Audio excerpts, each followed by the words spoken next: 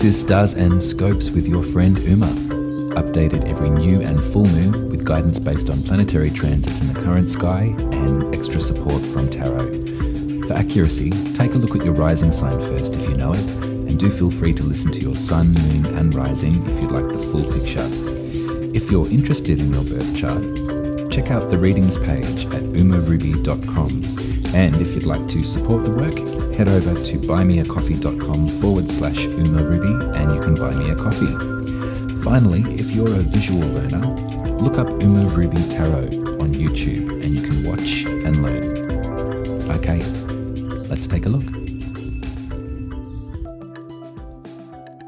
Hello Virgo and Virgo rising, welcome to your horoscope for the full moon in Aries happening on Monday, October the 10th at 7:55 a.m. if you're in the southern hemisphere with me. So for those in the north, or for us in the south actually, the evening of the 9th will be the best place to worship this moon. It'll be nearly full and we can really let go of what it is that is no longer required, desired or required in our energy so we can move forward.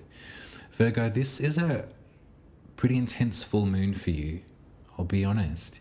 It's a full moon in the 8th house. The 8th is our house of death and destruction and grief and sex and intensity and connection and of transformation and of the cyclical nature of our emotional experience and the necessity that it is that we need to harness that letting go and receiving and letting go. It's a complex house, and I would dare say that it's something that you're potentially kind of quite confident in because Aries rules your 8th house. I would say that there is an energy of confidence in terms of some of the trickier stuff. When I think of my Virgo souls, I'm always reminded of the Hermit. I'm always reminded of that access, that ability to front up and to show up for the trickier things, the trickier moments of life. I am also reminded of the propensity to either shut off or to self-flagellate. So I think in that way, it would be such a great moon for you to either alone or with someone that you trust. I can see someone that you trust here in the reading, so it might be a good energy to go with. But this is one of the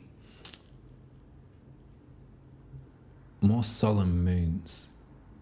Things might come up for you at this one. There might be some real emotional movement. That water might flow, which is positive and really helpful, but it may have been a long time coming. It may have been you've gotten yourself into a position right now where you can afford to do so. It may have been a moment of having to dissociate, of having to separate yourself from these emotions that's bringing to you now to this space of real release and real invitation to do so. I feel that there's messages, there's information about your soul purpose. There's a real understanding or a real coming back into alignment maybe with your purpose. Mercury is stationed direct just at this lunation a couple of days before. And so it brings with Mercury in its direct movement, brings with it a activation of sharing. And so when you're sharing about your soul, when you're sharing about your individual experience at a moon of such 8th house intensity, some interesting things might happen, some shifts might occur for you. I suspect that it will be really valuable. I really do. Mercury's in trine as well with Pluto, which has been lingering around in Capricorn for some, like 16 years or something, since 2008. And they've just also stationed direct. So Pluto will often spend like 5 months in retrograde because of its distance from us. Pluto's also on its way out of Capricorn. They're edging towards Aquarius. They're edging towards the humanitarian sign. And so with that, remember, Pluto is the planet of destruction and reconstruction. So as a collective, as a culture, we will no doubt be beginning to feel the effects or the tremors of the prelude to some big changes in terms of how we relate to each other as a human species, of how we indeed regard humanity. And so this energy is currently, it's sort of sitting in your 5th house, which is your house of creativity, creative expression. So I think that that part of you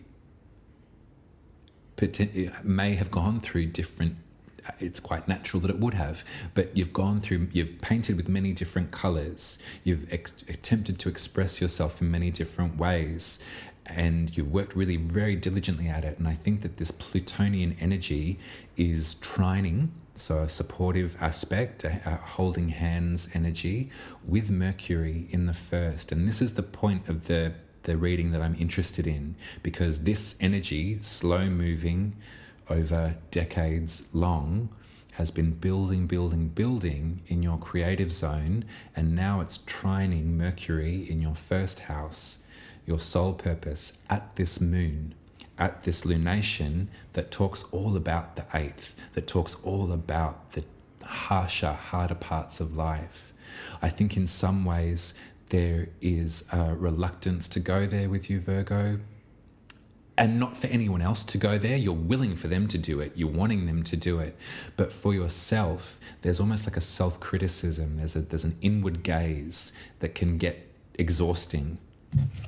And I think that what I see for you at this moon is an amalgamation. It's a stacking up of all of the info, of all of the trials and tribulations and successes and heartaches and heartbreaks and revolutions that you've been through over your life to this point. Let's get big. Let's really zoom out.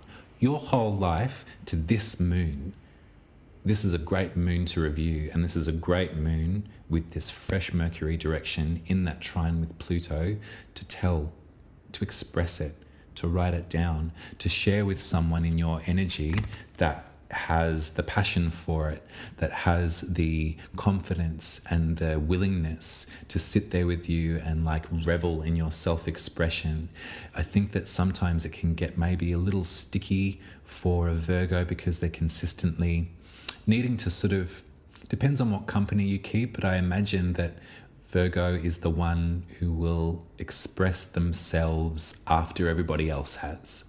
So there's sort of like a checking of the gate and checking of everybody else's energy. Okay, right, you've said what you need to say. You've said what you need to say. Okay, how you doing? You're good? You're in a good place? Okay, now I can finally this is your moment. This is your moon, I'd say, Virgo. This is your moment to do so. This is your moment to let it out, to express.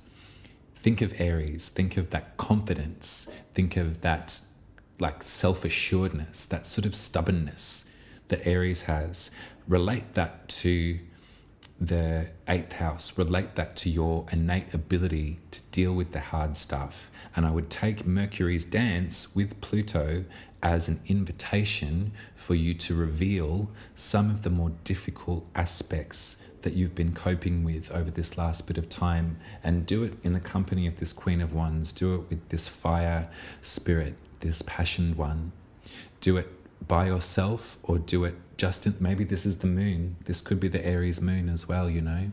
If you're feeling that you'd much rather just share this with the moon and the moon alone, then I would read this as the Queen of Wands is the moon.